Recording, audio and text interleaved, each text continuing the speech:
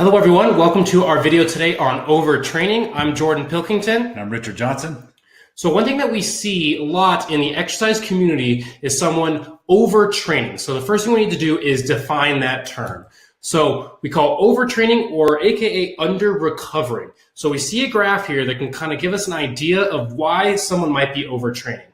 So Richard, you've led a group of people before, right? Yes, correct. So let's compare that to how our body might recover, right? So on our left-hand side here, we see that person's performance, right? Your employee's performance. On the bottom here, on the level of stress, we can also call that the amount of work that you give them, right? So if you don't give them enough work, how is their performance going to be? It's usually not up to the standards that we need to actually achieve our performance or overall goals. Absolutely. It's going to be right down here, right? So, and then you start to give them more and more stress. If you start to give them too much stress, what happens? They have burnout. So we see a lot of people get into that burnout phase. They're not recovering and they feel tired. Yeah. So exactly. Their performance dips here and eventually they might even quit, right? Yeah. So we can compare that exact same thing to where our body works. If we don't give it any stress whatsoever, why would it adapt? It has no need to. And when we start to give it too much stress, we start to see what's called overtraining, right? Or under recovering. And eventually we end up with like a harmful dose over here, right? We want to bring you back into what's called eustress, that optimal amount of stress where we can see the results we want to, but we're not taking ourselves into that distress portion of this graph. And this is something that we really want to stress here, is that it's not necessarily overtraining, but the under recovering of the overall exercise that you're doing. We want to make sure that when you're walking out of the gym or on your day-to-day, you're feeling energized, focused, right? All these things right here. If you're actually going down that other side of that distress, that's when you're going to feel fatigued. We want to try to mitigate that as much as possible. Absolutely. So let's get into where that stress comes from and how we can measure it. So we see a little graph here of 3 different glasses or buckets, whatever you want to call them. And they're filled up with stress. And one thing that we're going to go into is that stress can come from different categories, right? We see on here lifestyle, nutritional, and movement stress. And as these glasses you see that middle one, it's already been filled up with these other stressors, and you start to add in exercise and it overflows. It pushes us over into that distress. So what we need to do is bring you back into that right-hand glass where the stress is minimal, and so you can add in the appropriate amount of exercise. This seems to be one thing that a lot of people overlook, but is very pertinent to the overall results. Is you want to make sure that you're just not adding on top of stress on top of stress, right? We want to make sure that we're improving these other things, that work stress, the diet, the sleep, and making sure that high intensity is actually going to benefit you, not hurt you.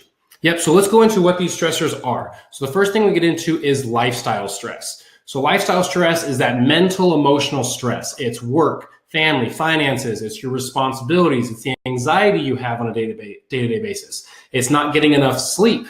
And it's also too much screen time. We see all of these stressors coming in from blue light and just our environment. And a lot of this is just driving that mental state that isn't satisfactory to achieve your goals. You want to make sure that you have balance between all these things. So that's something we live by. A lot of it's coming down to the scheduling to make sure that there is balance everywhere, to make sure that we're mitigating this as much as possible. So let's actually dive into the next part. Yeah.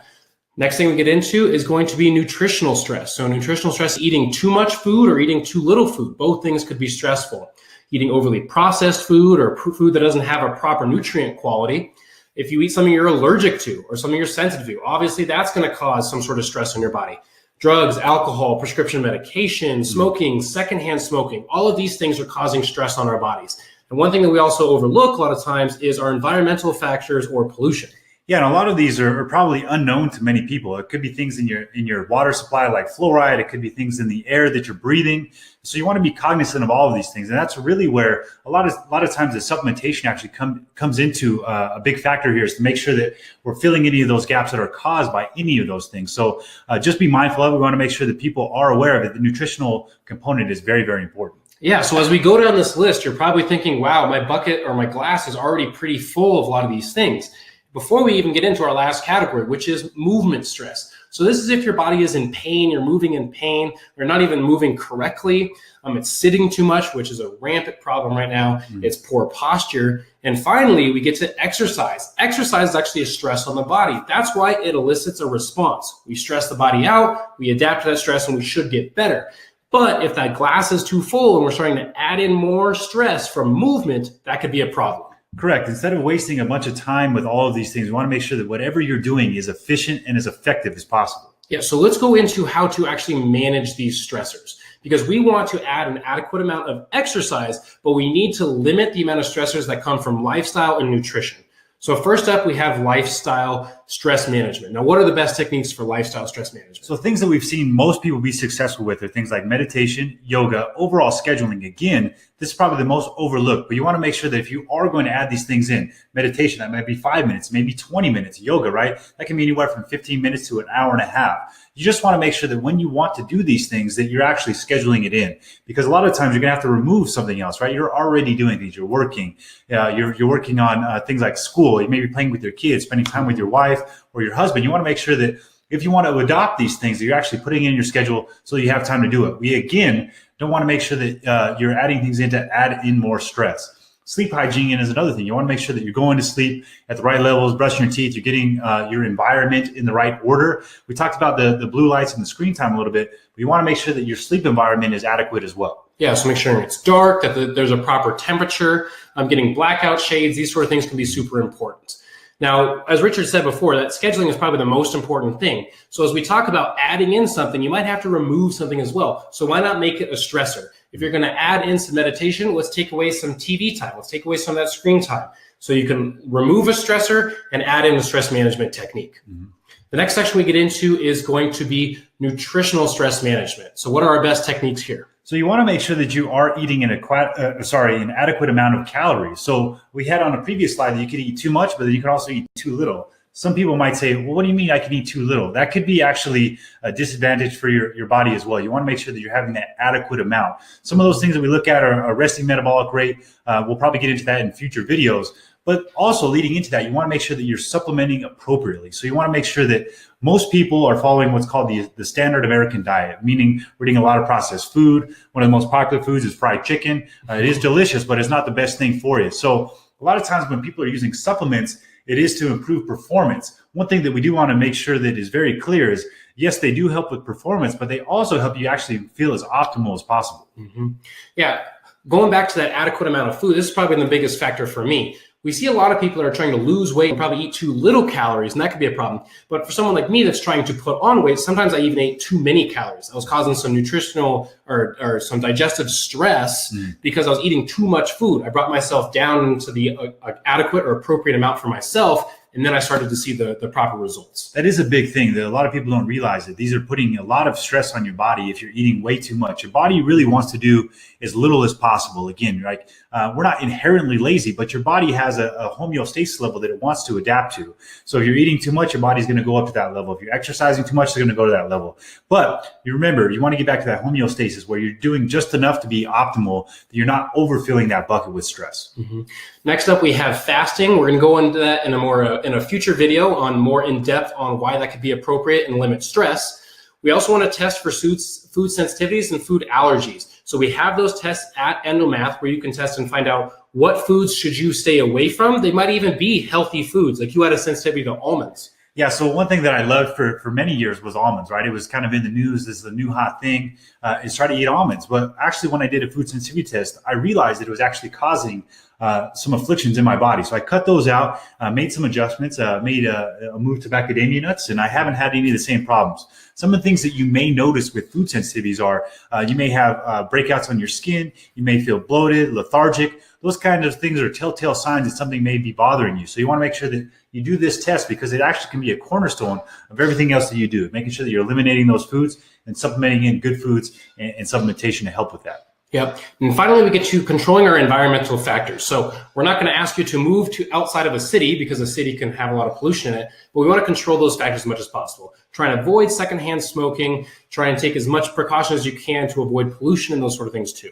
Some of the easiest things that people can do at their home is actually test for fluoride and things like that, put in reverse osmosis, making sure that they're getting adequate sun. So you want to make sure that you're going outside. It's very easy to be inside, right? You can have the temperature where you want it, but you want to make sure you're going outside to get enough vitamin D each day as well. Absolutely. So take care of those nutritional factors. Finally, we get into movement stress. Now, this is one of the biggest problems in America. We see that we don't move enough. We want to make sure that you're actually taking 10,000 steps a day. That seems to be that mile marker where you can avoid heart disease and diabetes. So get some sort of activity tracker that'll count your steps and make sure that you're hitting that 10,000 step mark. Next up is some sort of movement testing. An FMS is a great example. So if you can find a local trainer that can do an FMS on you, it's a functional movement screen. He can identify any sort of dysfunctions with your movement that need to be addressed, because you may be moving more, but if it's not the proper movement, that can actually add stress and put you at risk for injury too. We also put yoga on here. So yoga is a phenomenal thing that can add mobility, can add stability, and then it's just good general movement there as well. So we want to make sure that you're flexible enough and that you're stable enough to monitor or make sure that you're out of movement stress. Finally, we get to exercise volume. So that's what we're going to go into next. Is a lot of times we have our mind set on a goal that we want to achieve. So we want to exercise a lot. But we're going to go into why we need to manage all the different variables that go into your exercise. The big two is going to be volume and intensity. So we need to define those. When we worked with trainers in the past, one of the most frustrating things is we didn't know how to define volume and intensity, and so they were making a lot of mistakes. We want to make sure that you always understand these two factors. So volume is how much. How much are you doing? So if you're lifting weights, it can be defined as tonnage, which is your sets times your reps times the amount of weight that you're using. If you're a runner, it's how long did you run? It's how much did you do? Now with volume, it is actually very stressful on your body if it's high, because volume is what breaks down muscle tissue and stimulates your body to build more, right? And that's a big task for your body, is to repair muscle tissue. So it actually is very stressful to add volume in. Mm-hmm. What we get to next is intensity. This is how hard something is. Now, people misuse this term a lot of times. They'll get out of some sort of group fitness class and say, wow, that was intense. Well, really, it wasn't very intense. It may have seemed like it, but you used a very light weight for 1,000 repetitions. The volume was very high, but the intensity was low. We measure intensity on an RPE scale. So an RPE scale is a 1 to 10. How difficult was it? 10 was the hardest thing you've ever done in your life. 1 is sitting on the couch at home, right? So we want to be towards the end of the RPE scale for high intensity. And what's crazy about this is it's actually less stressful on your body, because your body can recover from high intensity a lot easier. So if you find that you are overstressed or that you're overtraining or that you're under recovering, we might need to shift your exercise program so that you're a little bit higher intensity with a little bit lower volume. That may sound kind of strange, but you might need to do less, but do it at a more high intensity. What we're really trying to do is make sure that we know that for everybody, exercise is something that they have to add into their daily lives right now. What we're trying to do with Endomath is make all this as simplistic as possible. We want to make sure that with a minimal effective dose, you're getting a high intensity exercise. That may be something like an all-out deadlift versus doing an hour-and-a-half spin class. We want to make sure that you're getting the most out of the time that you have, because we know that it is precious for you. Another thing, that's why we do the testing as well. If we can test and we can supplement with the right things, that means that when we do actually prescribe an exercise or something to do like a lifestyle modification, it is unique and as effective as possible. So take some of these things we went over today. Hopefully you apply it to your lives, and we'll see you on the next video. Thanks, guys.